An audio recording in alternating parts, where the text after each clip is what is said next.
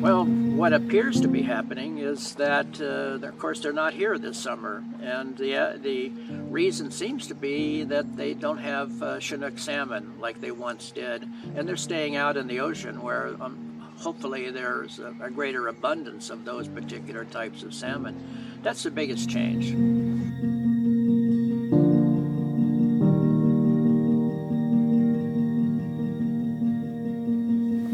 When that occurred, the day after it was first known, the J-Pod came up the west side. It was the middle of the day. A lot of people here at the park to watch the whales go by. There were many people that were saying, "Oh, look at that group of whales way out, coming up last. They look like they're playing. Lots of splashing going on," and did not expect to see Tahlequah J35 with her deceased calf. That is not something that is a common thing to see them day after day, or even the next day after it had been seen. And it was Tahlequah with her calf, and with them were Suttles J40 and Star J46. Star is Tahlequah's niece, and it's her niece. And Suttles is a female podmate of J-Pod. And they appeared to be escorting her because they were tight to her side. She surfaced directly in front of us, in front of the lighthouse, with a calf on her rostrum. People did not know what they were looking at, and of course I opened my mouth and said she's got the calf, and then people could see that at that point in time. It was shocking for me at that moment to see that, and that was the beginning of her many days of carrying that baby.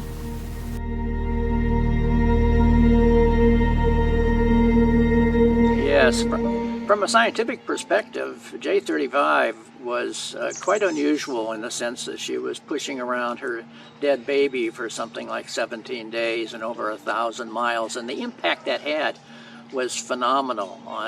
We had people here from all the way from Hawaii with a tremendous concern for what they were seeing, and I'm sure that there was an international outcry when they saw pictures of J35 with her baby. Whether or not it's grief as we know it in the human terms is, we probably will never know. But besides that, I think from a more humanistic perspective, it sure seemed like grief, and that was the interpretation of probably people from all over the world, and the reaction was overwhelming. It called attention to the plight of these whales. I'm sorry it had to come from the loss of one of our young ones, but at the same time, people began to take notice of these whales that are not doing very well right now. And hopefully that notice will translate into help for them.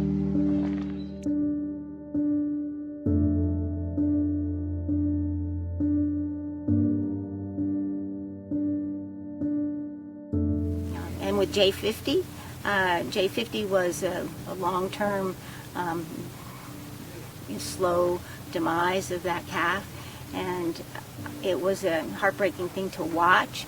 We had an occurrence here right at the lighthouse one day when J50's mom, Slick, J16, and J50 came right up to the lighthouse, and Slick actually spy hopped in front of us. Then she went below the surface and we could see her, and she went to the north side of the lighthouse and spy hopped again. She came back to the south side of the lighthouse and spy hopped again. She did this 4 times, and during that time, little J50 surfaced a couple of times behind her, offshore from her, not with her, but offshore.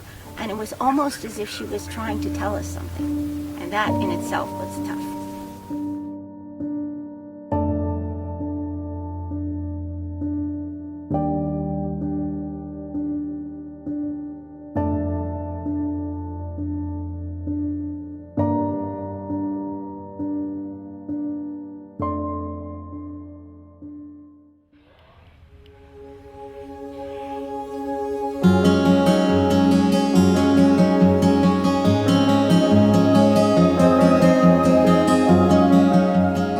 Most importantly, they can vote for people who are sensitive to these issues. That's critical. I mean, you could argue that's the most important by far of anything that we can do At a micro level, we can certainly be more aware of the products that we purchase, especially the plastics, especially the salmon, which these whales are in need of, and certainly be aware of those factors that do influence the whales in a negative way.